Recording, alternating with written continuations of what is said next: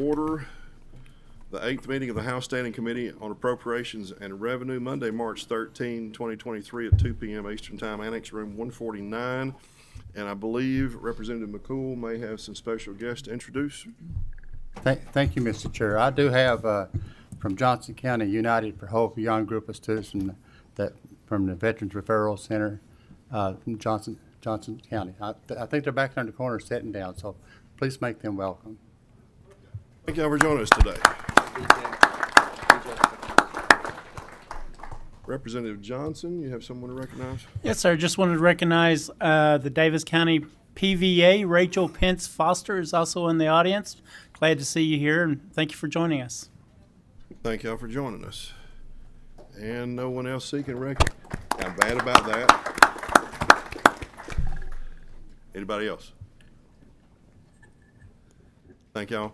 Please call roll. Representative Banta. Yes. Oh, here. Representative Bentley. Here. Representative Bowling. Here. Representative Branscombe. Here. Representative Bray. Here. Representative Brown. Here.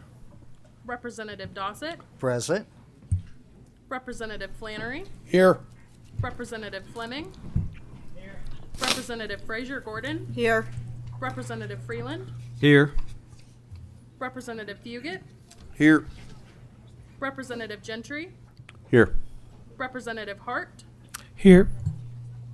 Representative Johnson. Here. Representative McCool. Here. Representative McPherson. Here. Representative Palumbo. Representative Raymond. Representative Briley. Representative Stevenson. Representative Upchurch. Here. Vice Chair Reed. Here. Chair Petrie. Present.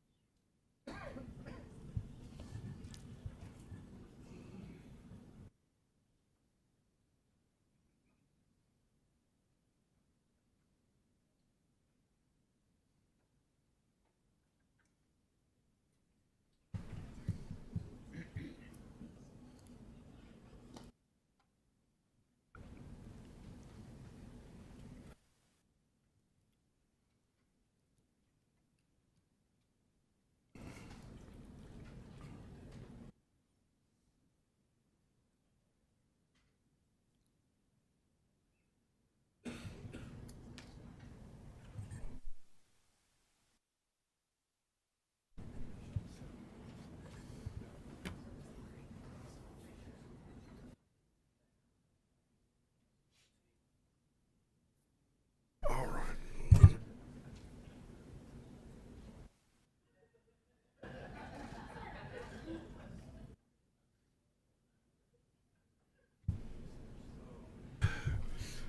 Up first on today's agenda is House Bill 56, an act relating to regional service areas for regional community service programs.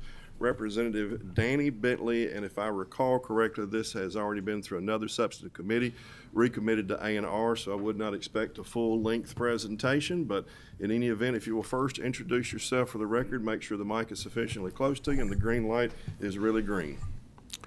Danny R. Bentley, District 98 of the Great Commonwealth of Kentucky, Representative. If you'll raise your right hand, do you swear or affirm to tell the truth, whole truth, and nothing but the truth? Yes, sir. Please proceed. House Bill 56 here today has had two readings. It passed last year with 75 votes. House Bill 56 does three things relating to the community mental health centers as established in KRS 210. One, it clearly designates or delineates the 15 community health regions by listing which counties are included in each region. Two, it creates a pathway which permits a... We have a motion and a second on the bill. Proceed at your own peril or discretion. My discretion is to give it to you, Chairman. Anyone have any questions on House Bill 56? We do have one person signed up, and I'll get to you just in a moment. Any questions at this point about the bill? This has been already through a committee previously. Will Bart Baldwin, please come to the table.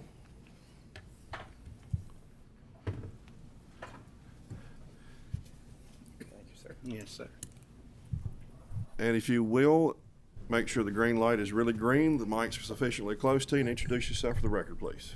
Yes, thank you, Mr. Chairman. Bart Baldwin with Kentucky Health Resources Alliance. Very good. Will you raise your right hand? You swear or affirm to tell the truth, whole truth, and nothing but the truth? I do. Please proceed. Thank you. I had longer comments, but I think I'll scale this down for brevity. But our opposition to this bill is that by defining these regions and not allowing the existing community mental health centers to operate outside of those regions, we're putting at risk and services for about 25,000 clients across the state in 60 counties is what the impact of this bill does. Puts those services at risk. In 2014, these rules were changed so that a CMHC could operate outside of their region. There's been several that have done so. One in particular has done it more than the others. And currently, there's about 25,000 residents and constituents of your alls that are receiving services outside of their designated 5-county region that would be designated in the bill. So that's why we're opposing the bill. At a time, this time in our history, we need more mental health services, not less, to serve our citizens. And so we feel that this bill reverts back to 10 years ago. All right, thank you. Any member have questions or comments? House Bill 56. Seeing none, please call roll. Representative Banta. No. Representative Bentley. Yes. Representative Bowling. Yes. Representative Branscombe. Yes. Representative Bray. Yes.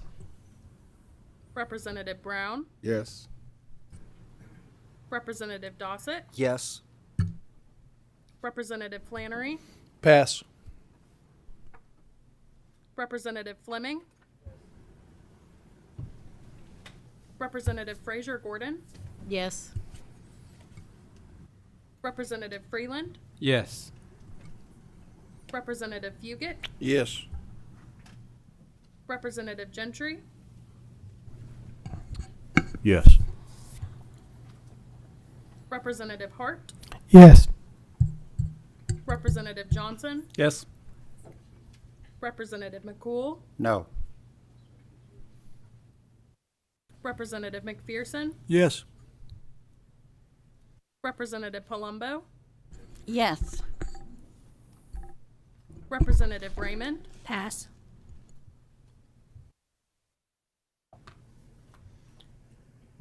Representative Riley. Representative Stevenson. Explain my vote. Briefly, please. I had not heard from anybody on this, and all of a sudden my phone's blowing up a little bit, so I'm going to pass at the moment. Thank you. Representative Upchurch. Yes. Vice Chair Reed. Yes. Chair Petrie. Yes.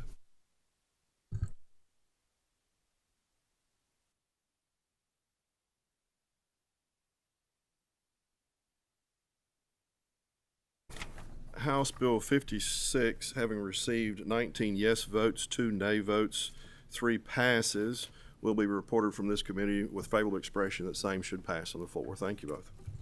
Thank you, Mr. Chairman and committee.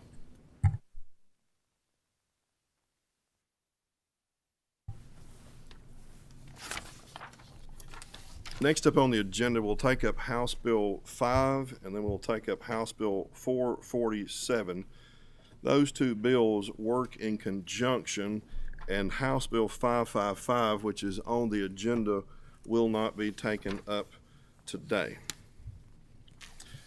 As far as House Bill 5 and House Bill 47, I'm going to do a little differently today than normal. I'll present somewhat present from here so we can get to the meat of the matter. I've met separately with small groups, probably 3 or 4 across this committee, to make sure everyone understood what was in the subs that were sent out by email Friday at around 5 p.m. Eastern Time. What we have and what we'll be seeking adoption in a moment is PHS 3.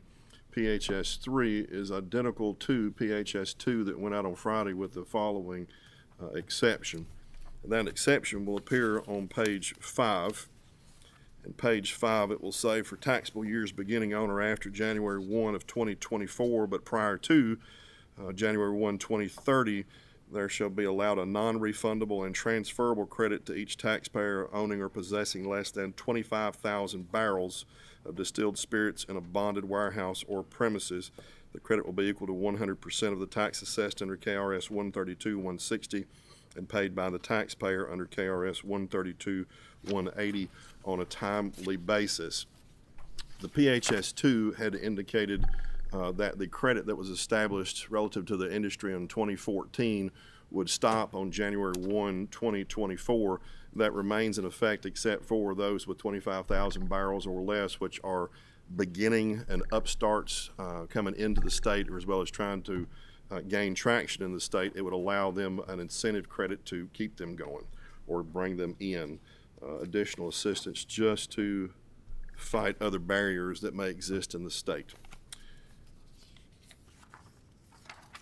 Now, I will entertain a motion for adoption of PHS 3. I have a motion and a second for adoption of PHS 3, Committee Substitute 3 to House Bill 5. All in favor? Aye. All opposed? PHS 3 to House Bill 5 is adopted. And we have before us House Bill 5 as amended by PHS 3. Motion on House Bill 5 as amended by PHS 3. I have a motion and a second on House Bill 5 as amended by the adopted PHS 3, and I'm going to explain just a little. I'm not going to get into the necessity of dealing with the bill and the shrinking or the trending of the industry. Others may get into that today, but I will recap certain things that were in the sub that came out Friday and that remain in the bill now. We have, as was introduced in House Bill 5 earlier in the session, there is a schedule that begins drawing the bourbon barrel tax down in 2026. Small increments at first and increasing increments thereafter, with them declining to zero tax revenue in 2039. That remains. Projections still indicate that there will be increasing revenues up through approximately 2030 to 2032 that will stagnate and then would come back down at that point. And there are two groups of people concerned for us thereafter, really. Our schools and other local entities, everyone at the local side. On the school district funding side, any impact we anticipate would be offset by a backfill off of the SEEK formula as it exists. It's a high percentage or significant percentage, but not a full percentage 100. So in order to make sure we had a full hold harmless in there, we have put in the PHS 3 that there would be an ultimate hold harmless of 23 levels, whatever they turn out to be, so that the local contribution cannot fall below a certain amount. Education industry people worked with us to make sure that works from the the state government side as well as from the education side. The second group of people are other local entities, so county, city, fire departments, EMS. Those are the other major concerns. As to the counties and as to the cities, there is a licensing fee that has been allowed specifically relative to those facilities, premises that have IRBs. The industry has indicated publicly in meetings we've held even over the last week that they want those IRBs gone also. If that be the case, great. We've also added an incentive and cover for those local city and counties with the licensing fee set up to encourage everyone to come to the table and deal with the IRBs. Secondly, relative to the fire departments as well as EMS, we have a similar licensing program set up so that a licensing fee can be levied and extended out through 2049. Each of the fire departments and the EMS are relatively small compared to every other entity that we're dealing with, and their funding mechanisms are somewhat unique. Their circumstances and their funding are unique. So we've tried to give as much leeway as we can with the licensing provision, essentially allowing them to, if you're going to service distilling agents, then make sure that you have a way to backfill a certain floor through licensing fee to make sure you can cover your preparation and your run for those services. And again, that would extend through 2049, even though the tax would sunset in 2039. With those things having been said, we have several people that are signed up to speak. And if I can locate the list in front of me, yep. Probably try to group those. Does anybody, any member have anything to pursue at this moment, or otherwise I'm going to go ahead and call a few people to speak first. Representative Bentley, I had you down for a question. Can we wait, or do you need to go now? All right. First up on the list, and somewhat by herself as far as associations, Pam Thomas, Kentucky Policy. Pam, you in the room? And I do want to try to make sure we are mindful of the time. That's why I wanted to present the way I'm doing today. But if you will, introduce yourself for the record. Make sure the green light is really green and the microphone's close enough to you. Pam Thomas, Kentucky Center for Economic Policy. If you'll raise your right hand. You swear or affirm to tell the truth, whole truth, and nothing but the truth? I do. Please proceed. Thank you, Chairman Petrie and committee, for allowing me to testify today. My name is Pam Thomas, and I'm a senior fellow with the Kentucky Center for Economic Policy. I've worked in tax policy in Kentucky for over 30 years, with much of that time spent staffing this committee.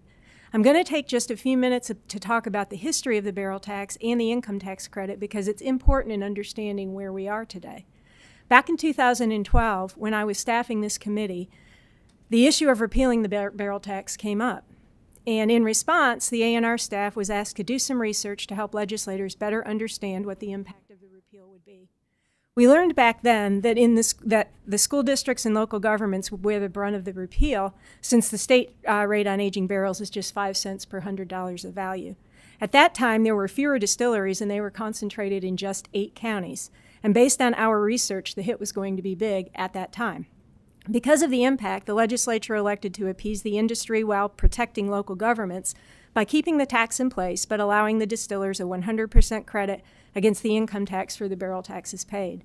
And that credit satisfied the industry for a short time, because in 2018, the General Assembly made changes to the corporate income tax that were an absolute windfall for the bourbon industry. Before 2018, the formula Kentucky used for multi-state companies to apportion income tax to Kentucky included property, payroll, and sales in Kentucky compared to property, payroll, and sales located elsewhere. And the distilleries have a lot of property and payroll in Kentucky compared to other places, so a lot of their income was apportioned to Kentucky. In 2018, property and payroll were removed from the formula. That's the single factor stuff you've probably all heard about. And so the amount of income allocated to Kentucky is now just based on sales in the state. And most of the sales distilleries make are not in Kentucky. You don't need to be a numbers person to understand the significant impact that change had on the income tax liability of distillers in Kentucky. They're back before you now because the income tax liability has been reduced so significantly, and the industry has grown so much that there is they no longer pay enough income taxes to use that credit. I also want to mention just a few other facts relating to the bourbon industry and tax credits. Since 2015, distilleries have received more than 100 economic development subsidies. This isn't the number of projects, because most projects qualify for more than one subsidy. One program allows them to keep income taxes withheld from their employees whose jobs were created by the project, rather than remitting them to the Revenue Department, with the employees still receiving credit for having paid the tax. The same projects also usually receive a refund of sales tax paid on construction materials. And for their visitor centers, Tourism Development Act credits allow them to keep a portion of the sales tax that they collect rather than remitting them. So when you put it all together, you can see that the bourbon industry is already receiving a lot of tax breaks in Kentucky. Despite the barrel tax, there were $2.1 billion in new investments in out just last year. There are distillery operations now in over 40 Kentucky counties, and remember earlier in my testimony I said back when we did that analysis there were only 8. And we know that those companies did a cost-benefit analysis that included payment of the barrel tax, and they decided to come here anyway. So just stop for a minute and think about that. They knew about the tax, and they came anyway. In closing, I think it's clear based on the information directly from the industry that there's no credible argument that the barrel tax has impeded bourbon industry's growth. What it's done is allow the communities that are home to the rick houses to provide the services that the distilleries, along with other residents of those communities, need. And another important point to keep in mind is that the way property taxes work, if a local government wants to retain the same level of revenues, when the taxes on the distilleries go down, the taxes on everyone else in that taxing district have to go up. If you pass House Bill 5, it will be prioritizing even bigger profits for an already lucrative and heavily subsidized industry over the communities that have helped to make the industry what it is. I appreciate your time. Thank you. Thank you very much, Ms. Thomas. And I understand the direction you're going, and I would simply point out that, let's just say that there is a barrier that is unique to Kentucky as opposed to any other jurisdiction in the world regarding the bourbon barrel tax. And to put it in perspective somewhat, in 2012, we had about 25% of all distilling permits in 50 states. 25% in 2012, we now have 3% of those permits across the same area. In 2009, we had 43% of all distilling jobs in the country, and in 2021, we only had 30%, and those trends continue. We have Josh Ballard in the room. Good. Come on up to the table, please, as well as Jerry Summers, Tim Hutchins. I've got one city and 2 counties, but I'm trying to look down the list and find people of similar concerns, or at least I anticipate similar concerns. Y'all okay being at the table together? Yeah. Okay. I don't know about that. If we can survive for a little bit that way. Will each of you make sure that the microphone in front of you is really green, that the light toward the middle is sufficiently close to you so we can pick that up for the audience that's not in this room in particular. And each of you will introduce yourselves for the record, please. Josh Ballard, City of Loretto. There you go. Jerry Summers, Bullitt County Judge Executive. Judge Hutchins, Nelson County Judge Executive. Very good. Will each of you raise your right hands? Do you swear or affirm to tell the truth, whole truth, and nothing but the truth? I do. We do. Okay. I'm going to let y'all pick how you want to proceed. Which one of you goes first? Okay. Again, we want to be mindful of time, but I want to make sure we hear from you. Thank you all for allowing me to speak today. My name is Josh Ballard, and I'm a commissioner for the City of Loretto, home of Maker's Mark Bourbon, a badge we wear proudly. I am also speaking on behalf of the Kentucky League of Cities Board of Directors, who've joined us in opposition of this bill. Like other local governments, we have watched the explosion of the bourbon industry and seen the growth firsthand in our own backyards. Maker's Mark has doubled the amount of warehouses in our city and added another reserve of warehouses a few miles away. When Maker's wanted to expand in our city, the community was against it for many reasons, such as black mold, heavy streetwear, and commercial traffic. So I sat down with Makers. The selling point the company representatives always came back to was the barrel tax. They brought projections of the cash flow our city, county, and schools would receive from those revenues. They talked about how this would better the community for our children and our children's children. So I fought for Makers. And I told the citizens the same line I was told. The barrel tax makes the deal worth it. Despite the black mold and heavy commercial traffic, they were right. Our city is undergoing a revitalization.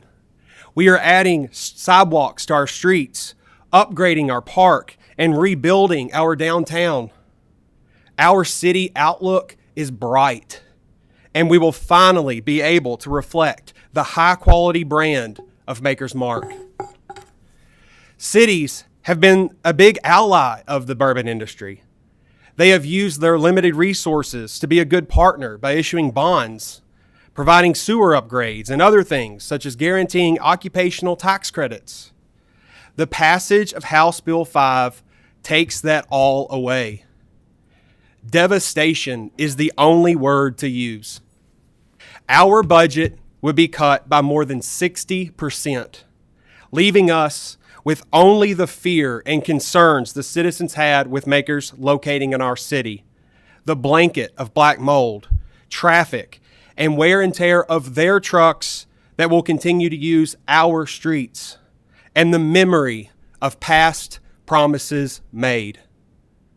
To add insult to injury, the bourbon industry claims the barrel tax discourages growth. In the same breath, they boast about $5 billion of expansion currently underway in Kentucky. Their own data proves it does not discourage growth. Though the proposal provides revenue for a limited period, the result is still the same. The revenue will be gone in 16 years. Cities are revenue limited, and without an alternative revenue stream, we are left still having to deal with the mold, streets, and other city services that distilleries require. I'm here today asking you to honor our handshake with the bourbon industry. Do not devastate my community. And more importantly, do not devastate my daughters. Vote against House Bill 5. Thank you. Thank you, Mr. Ballard. Next. Yes, sir. Chairman Petrie and members of the committee, thank you for allowing us to speak today. And I'm not going to repeat what my distinguished colleague here just had to say about the black mold and the infrastructure it takes to maintain. We have 62 warehouses in Bullitt County. We are home of Jim Beam, a company that we were totally proud of until this. And the handshake agreements have been there from day one. We have a $585 million industrial revenue bond that was issued to them in 2016, of which they have jumped on, and they have constructed 58,000 barrel warehouses that will be exempt, most of them, under this bill, of the 2023 part of your industrial revenue bonds. I see no reason for them to come to the table. They have yet to come to the table to even establish a dialogue with us about this, and even though we have reached out to them repeatedly. So moving forward, when you look at it, and I'm going to pick on Jim Beam here, and I hope some of their representatives are here. They sell 10.5 million cases of just Jim Beam White worldwide. And the best nickel that we can put on this, in my testimony, Chairman Petrie, they pay about $8 million across Woodford, Nelson, Marion, Franklin, and Bullitt counties in the barrel tax. And you can take that 10.5 million cases, they're 12 bottle cases, that's 126 million bottles. And you divide that into that 8 million, it's about 6 cents on the bottle. So is this really hampering their growth? It's a consumption tax. It's an opportunity for our community to provide those services. When our fire department makes 48 runs to that facility in a year, I don't know if you've ever been around a distillery. I spent 30 years in one, and it is not a real pleasant place to make liquor at. So we ask you to vote against this because the revenue will be gone, and I'm looking at it for the future of our community. Yes, they've strived. 2014, great agreement. State give up their portion of this local tax, and it truly is right now a local tax. So moving forward, please vote against this because it does harm our communities in a way. Our county is more so limited than any city because we don't have an occupational tax at all. They don't pay insurance premium surcharge because they're literally self-insured.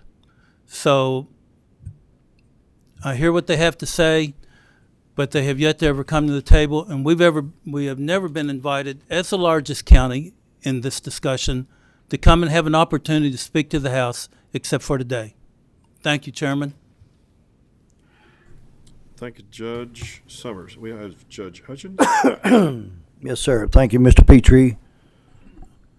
In the House, I'm not going to repeat. You've heard this same story quite often. I think when you hear it from the heart, it makes a difference.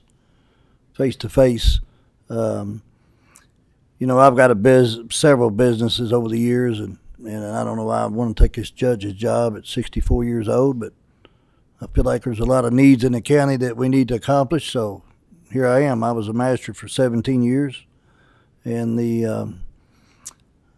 I've got a store in Barstown. It's 50 years old. My dad and mom, we all built it, and I bought it, and I've expanded it, and more growth, more revenue, more profit, more taxes. started a housing company and developing company 25 years ago, and I built 3 or 4 houses a year, and I started building 10, 15, 20 a year. Made more money, more houses, and more profit, and more taxes. And we have to pay tangible taxes in our businesses like everybody else does. So, I think it's like the distillery industry. They've expanded and built like any other company. I mean, I can kind of maybe pick on 5-Star, my competitor. They got 91 stores. They started out with 1. I'm sure they're paying a lot more taxes. I don't know why the distillery industry wants to get such a break. Bardstown is pretty much called the bourbon capital of the world. And it's pretty well known for that all the way around the world. And the black mold is a constant battle, a cry. You just seen what happened in Tennessee with Jack Daniels and the lawsuits. We think it's coming our way, and there's going to be a lot more challenges. One of the distilleries said, they didn't really want a black eye in the community, but now they've got 2 black eyes probably. So we have worked with them, and my predecessors have worked with them, and he's talking about, you made a comment about moving out of the state. We can't take them all.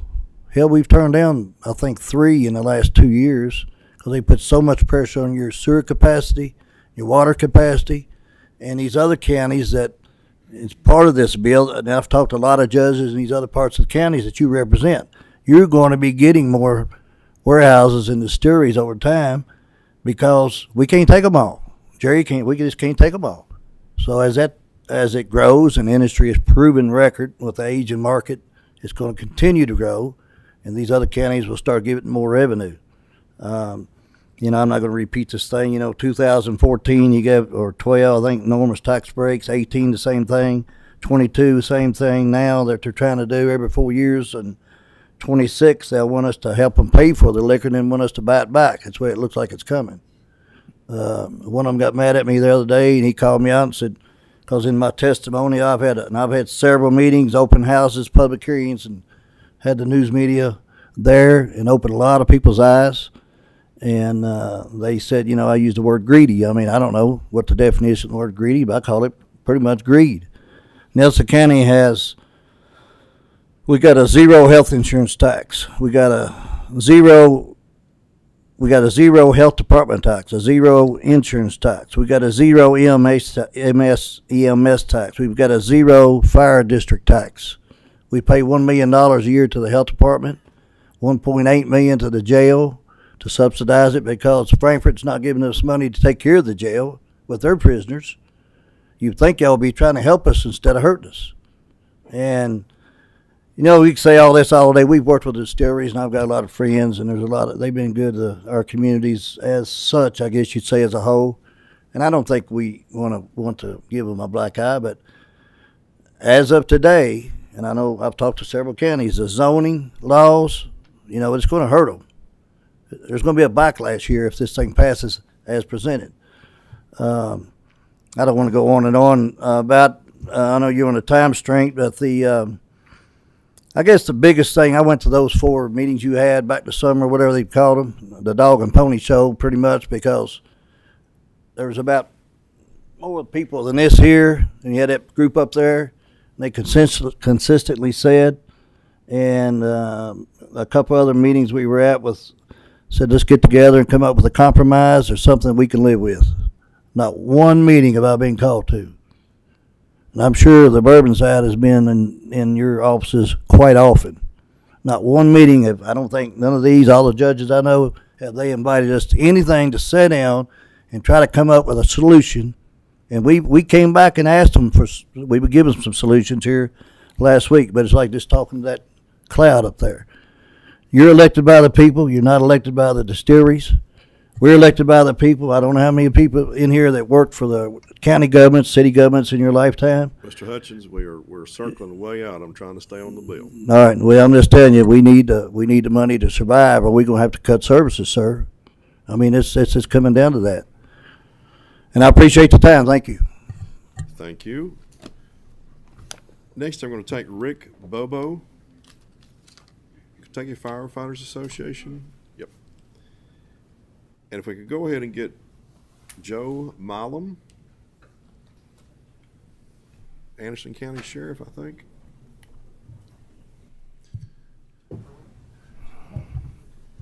Mr. Chairman, I'm bring backup. That's all right. Nelson County Sheriff. That'll be, well, did you sign up on the sheet? I don't see it. sir. Sorry? I did not. Your name again? Raymond Pinaroa. Have a seat, and we'll try to work you in. All right, some of these interests are going to be similar to what the city county had, but there's a little bit of different take from y'all's angle, I think, so we'll treat y'all separately. If each of you will make sure the green light is really green, the microphone's close enough to you, introduce yourself for the record. Still got some time issues we're watching for, okay? Rick Bobo, Kentucky Firefighters Association President and Captain Safety Officer, Shelby County Fire. Raymond Pinaroa, Nelson County Sheriff. Joe Milam, Anderson County Sheriff. Make sure your microphone is really green and close enough to you because we're having a hard time picking you up, and the people that are not in the room wouldn't be able to hear you at all. Is that better, Mr. Chairman? That's it. And Joe Milam, Anderson County Sheriff. Very good. If each of you will raise your right hands. Do you swear or affirm to tell the truth, whole truth, and nothing but the truth? I do. I do. Please proceed. Of course, y'all weren't ready to be up there together, most likely, so hopefully one of you can go. We'll go through the remainder.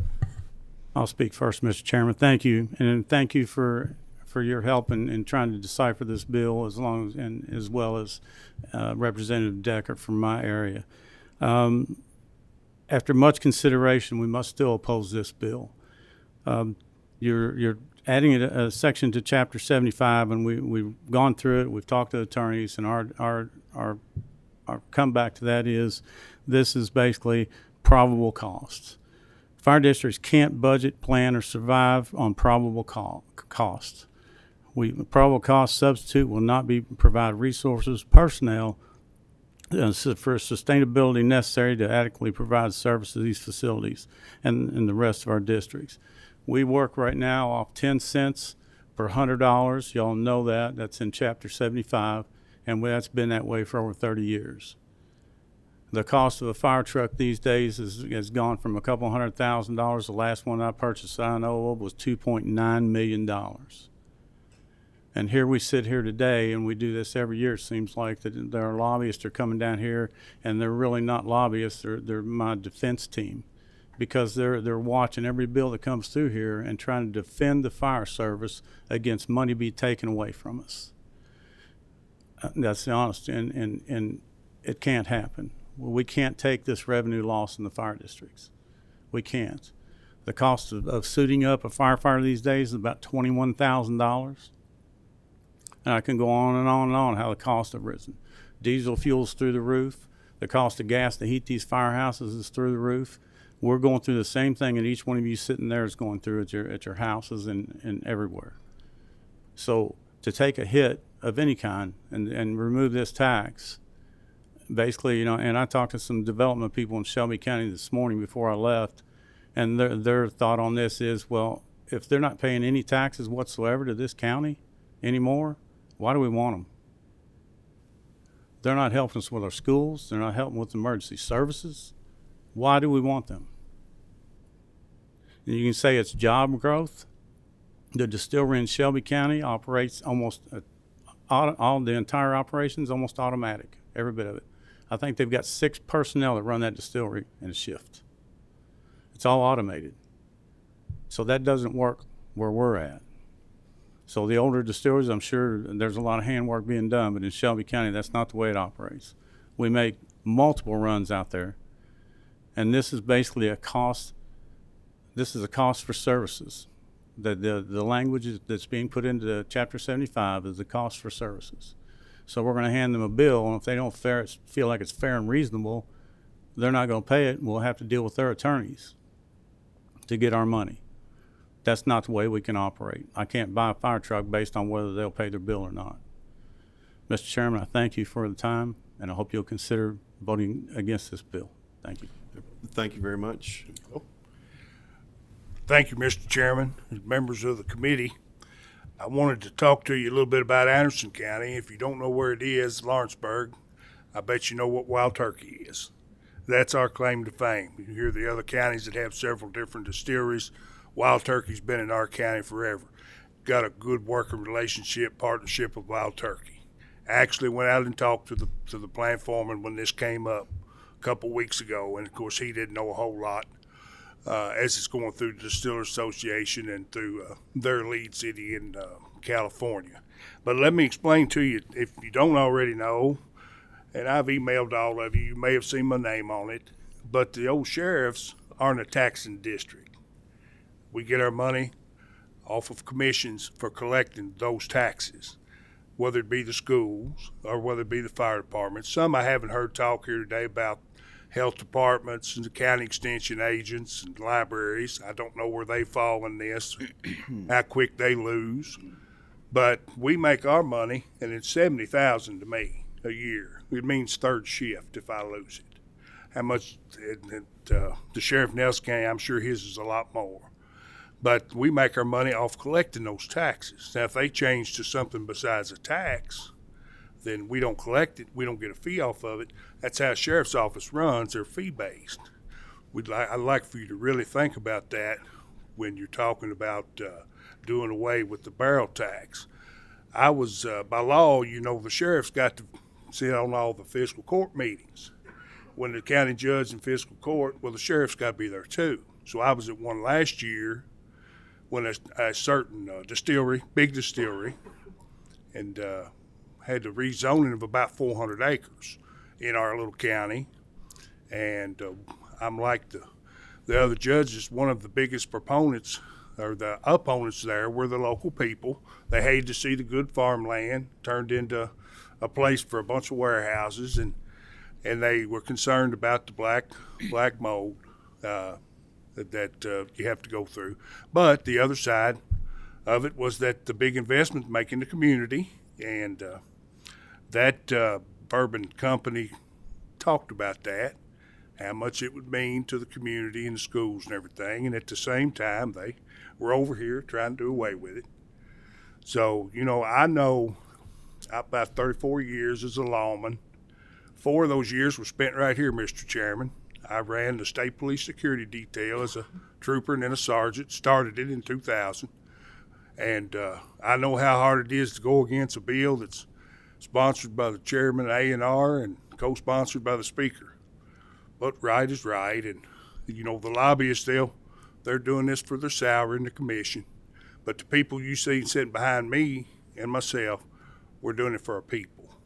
That's the reason we're doing it, and we see a loss coming, and it may be 15 years down the road before it's all gone. But we see it coming, and we know it can't be replaced, and we know what it'll do to our community. I appreciate you thinking about the people before profit. Thank you. Thank you. How do you follow that? Jeez. Thank y'all for allowing me to speak. I didn't sign up. I was not going to. I was going to let Joe do it because he's a well-spoken sheriff. But we have a motto in the Sheriff's Association, no sheriff stands alone. So here I am. I come from the bourbon capital of the world. 11 distilleries in Nelson County, 13 in the next few years as announced on Bourbon Day in Nelson County. My office is also a fee-based office, meaning that whatever you collect, you get a fee from that. My office, my side of my budget, will lose $250,000, and I will lose more than just third shift. And it's hard to come by with law enforcement. If you have not noticed, the retirement has hurt the recruitment in law enforcement, and this would also hurt counties, not only that have the bourbon in their counties, but it will trickle down effect to all the counties. I ask everybody on that podium to turn around and look at the Kentucky State Seal. Please do. There's 2 gentlemen up there shaking hands. When the bourbon came to our counties, they asked for that handshake. And now they're retracting that handshake. I request that you guys vote against House Bill 5 and honor that handshake. Thank you. Thank you all sir. very much. Thank you all. Not last up, but I have, looks like someone from Bardstown, Nelson, and Marion schools. And I've got maybe Clark, maybe Bradley, and maybe Brady. That's it. Did I get close? That's it. All right.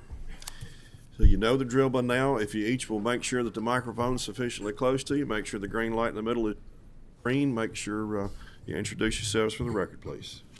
My name is Ryan Clark. I'm superintendent for Bardstown City Schools. Wes Bradley, Superintendent, Nelson County Schools.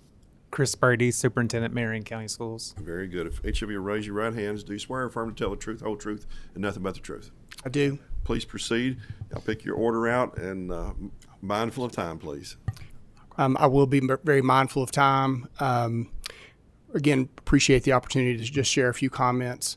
Those that preceded us at the podium are part of our communities, and when House Bill 5 came up, it was something that certainly was a big topic of conversation, and leadership across the entire county came together to talk about this.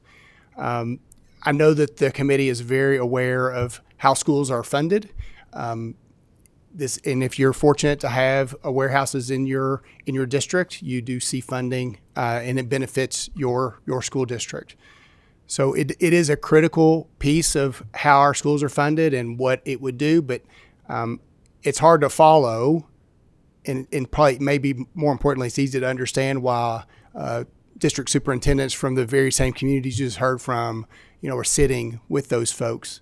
You can imagine there's a lot of passion, and Bourbon is definitely a part of Bardstown and Nelson County, and of course in Marion as well. I would just like to share that sometimes when the worlds of school and industry intersect, it can feel as though we have very little in common, because unlike businesses, we don't produce a product for sale. Instead, we produce a well-educated young people. But I'd like to think that we should all be able to see how that product benefits us all, our communities, our industries. Bourbon producers have always been not just a strong partner with school districts, but also a willing partner, willing to see the benefit of a well-funded public education system. Ultimately, our students aren't just graduates of our district, they're our employees, our patrons, our neighbors, and our future community leaders. I have no doubt that our local distilleries want to continue that strong partnership with our districts. I know I speak for all superintendents when I say that we value and respect the working relationships that we've developed with the bourbon industry, and I hope that we can see that continue. Just as importantly, I hope the bourbon industry here in Kentucky recognizes that all the good that comes from the collaboration with school districts. That collaboration may mean better compensation for our teachers, the creation of new and exciting opportunities for our students, or improved facilities. Because unlike bourbon, school facilities do not improve with age. We can talk numbers all day. I'm a former math teacher, but really those things cost us this. A continued strong partnership with our local industries, especially those in the bourbon business. Thank you, Representative Petrie, for allowing us to talk. Just going back to the math of SEEK, I know this is not a discussion around the SEEK formula, but the SEEK formula is fundamentally broken for communities like Nelson County as well, where our local property owners are paying the great majority of our school taxes today. But in Nelson County alone, this is the easiest way to see this. It impacts Marion and Bardstown similarly. If this tax were to be phased out, and I know that's not currently the plan in this bill for schools, but it is for some of the other entities. If this bill were to be phased out in any way, it would distribute the tax rate across the rest of the county at about 12%. In Nelson County, the math is this. We receive $5 million annually in ad valorem tax based on our 2022 numbers. Of that money, $2.2 million would be recouped in SEEK. $2.8 million would not be recouped in SEEK. That money would be distributed across the other property tax owners, increasing the average property owner's tax by 12%. That is a very similar pattern in Marion County and Bardstown, even though their numbers are different. And really, this is a part of a larger conversation around school funding. Until the SEEK formula is addressed, to continue to work against growing communities like Nelson County and others across the state, this tax here is really a difficult tax for us to have a conversation about because of that SEEK funding being so broken. Thank you each very much. I will just remind everybody that there is a House Bill 447 that we're going to be taking up with this that will help address the educational community. I understand the comments. I just want to make sure everybody understands there's a second bill coming also. Thank y'all. I have up last on list Andrew McNeil, Bluegrass Institute, I think.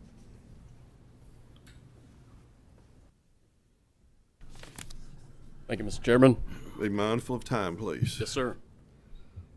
Andrew McNeil, the Bluegrass Institute, former Deputy State Budget Director. Make sure your microphone is really green and really close to you so we can pick your voice up.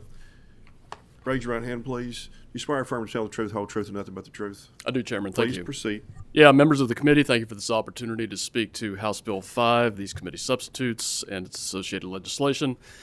Again, I'm Andrew McNeil with the Bluegrass Institute, former Senior Policy Advisor to Governor Matt Bevin, as well as Deputy State Budget Director. The barrel tax is an anti-competitive tax with serious long-term ramifications. The consideration of House Bill 5 is a clear indication the General Assembly takes this threat to our state's signature industry seriously. No question, Kentucky remains and continues to be the dominant player in bourbon production. It would be short-sighted, however, to base policy decisions on that fact when there are clear and visible threats to our position. Startups that produce bourbon, there's a long list of reasons why the Bluegrass Institute has arrived at this conclusion. The first, and most concerning to a limited government think tank like BIPS, is the impact the discriminatory tax is having on the possibility the next generation of distilling entrepreneurs will get their start in Kentucky. Startups that produce bourbon must pay taxes on their aging barrels, unfinished product, for years before putting their first bottle of bourbon on the shelf. Realizing this during their planning stages, it is safe to assume entrepreneurs will evaluate the business environment in other states when deciding where to launch their venture, and other states are gunning for Kentucky. At its best, the legislative process pursues compromise by balancing competing interests. When House Bill 5 was introduced by Chairman Petrie, we said it was a positive start, knowing that there would be ongoing discussions of the path forward. The Bluegrass Institute understands local governments and agencies require resources to support local services like fire protection, public safety, and infrastructure. And we've heard the distillers acknowledge that those services are important to their investments in those local communities. Eliminating this archaic tax while holding various stakeholders harmless to the greatest extent possible appears to be the basis for the House Bill 5 committee substitute. Phasing out the barrel tax creates certainty that the industry needs to continue investing in our state. Future investment will drive growth in other revenue sources generated by the industry. New distilleries create more opportunities for more counties to benefit from the tourism surrounding bourbon, and entrepreneurs will continue to see Kentucky as the place to get their start. Again, the barrel tax is an anti-competitive tax. Moving forward with these committee substitutes and associated legislation puts the Commonwealth on track to retain our spot as the world's bourbon capital. Thank you, Mr. Chairman, for the opportunity to speak to the committee. Thank you. And then I will remind members that we do have House Bill 447, and I'm not going to switch over to discussion to that just yet because I don't want to confuse the issue, but that will finish up the issues relative to public education funding relative to House Bill 5. With that said, anyone questions, comments, seeking recognition? Seeing none, please call the roll. Representative Banta, Yes. Representative Bentley, Yes. Representative Bowling, Yes. Representative Branscombe, Yes.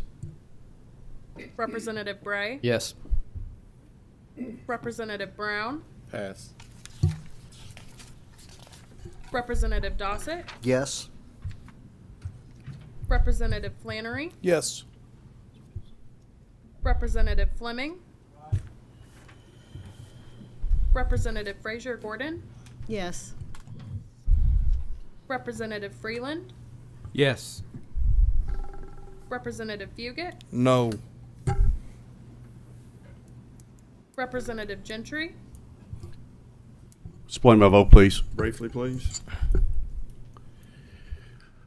Mr. Chairman, first of all, I want to thank you for spending time with us, going through various changes that were made to this bill that we have been introduced to this weekend. I will say, as a longtime member of licensing and occupations, I understand a lot of things about this industry that maybe some of my colleagues don't. This industry was taxed more heavily than probably any other industry. Several years ago, we've made many positive changes to that. And the question today is how far do you go? And I will say, a week ago, I was a definite no on this bill. I thought we were going too far. There's too many people that have become dependent upon that revenue that is not being fully replaced. However, the changes that have been made recently have caused me to do a lot of number crunching, and I'm still doing number crunching. I am a pass today, and I understand we may need to be making some solid decisions here very quickly, but this is probably the most difficult vote I've ever taken in this committee, so I apologize for the lengthy explanation, but I am a pass as of right now. Thank you. Representative Hart, Yes. Representative Johnson. Yes. Representative McCool, Yes. Representative McPherson, Yes. Representative Palumbo, Yes. Representative Raymond, May I explain my vote? Briefly, please. So a companion bill we're about to hear says we're going to make schools whole from this revenue reduction with money from the Budget Reserve Trust Fund. That's a corporate handout, and it shifts the tax burden from growing, thriving corporations to average Joe taxpayers. I'm also listening closely to the people in cities and counties closest to this problem, the county judges, sheriffs, superintendents, and they say no, so I say no. We ought to call this bluff from this industry. Thank you. Representative Riley, Representative Stevenson, Yes. Representative Upchurch, Yes. Vice Chair Reed, Chair Petrie. Yes.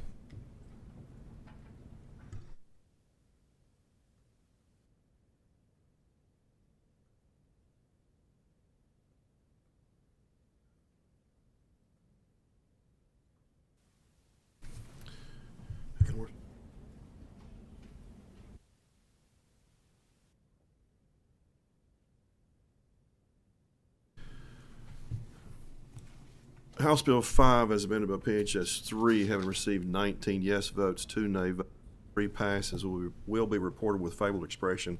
That same should pass on the floor. I'll entertain a motion. Have a motion and a second on the title amendment. All in favor? All opposed? Title amendment is adopted. We are on to the next agenda item, which is House Bill 447.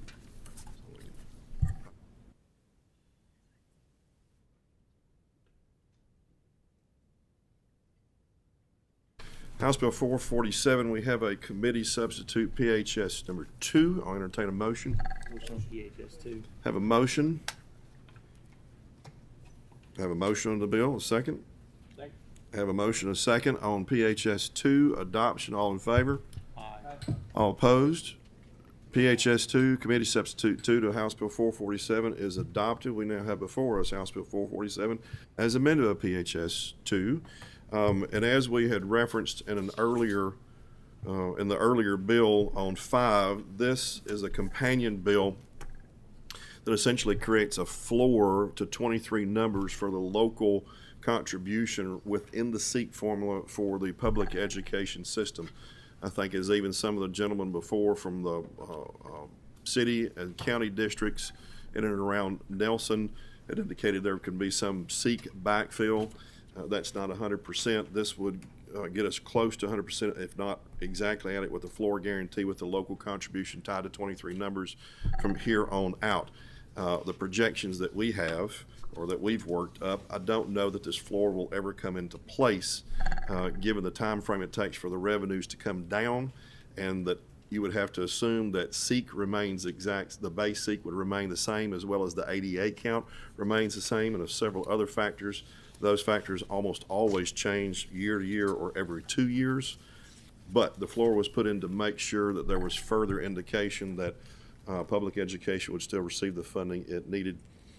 And that is the explanation of 447 as amended by PHS 2. I'll entertain a motion on the bill. And a second? All right, we have a motion and a second for adoption of 447 as amended by PHS 2. Anyone seeking recognition? I have no one signed up on this one, so I'm going straight to committee. Please call roll. Representative Banta, Yes. Representative Bentley, Yes. Representative Bowling, Yes. Representative Branscombe, Yes. Representative Bray, Yes. Representative Brown, Pass. Representative Dossett, Yes. Representative Flannery, Yes. Representative Fleming, Aye. Representative Frazier Gordon, Yes. Representative Freeland, Yes. Representative Fugit, Representative Gentry, Yes. Representative Hart, Yes. Representative Johnson, Yes. Representative McCool, Yes. Representative McPherson, Yes. Representative Palumbo, Yes. Representative Raymond, Yes. Representative Riley, Representative Stevenson, Representative Upchurch, Yes. Vice Chair Reed, Chair Petrie. Yes.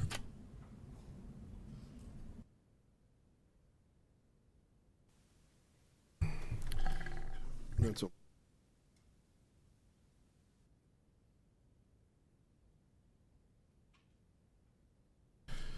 House Bill 447 as amended by PHS 2, having received 23 yes votes, 0 nay votes, and 1 pass vote, will be reported with favorable expression. That same should pass on the floor. That concludes our business. We are adjourned.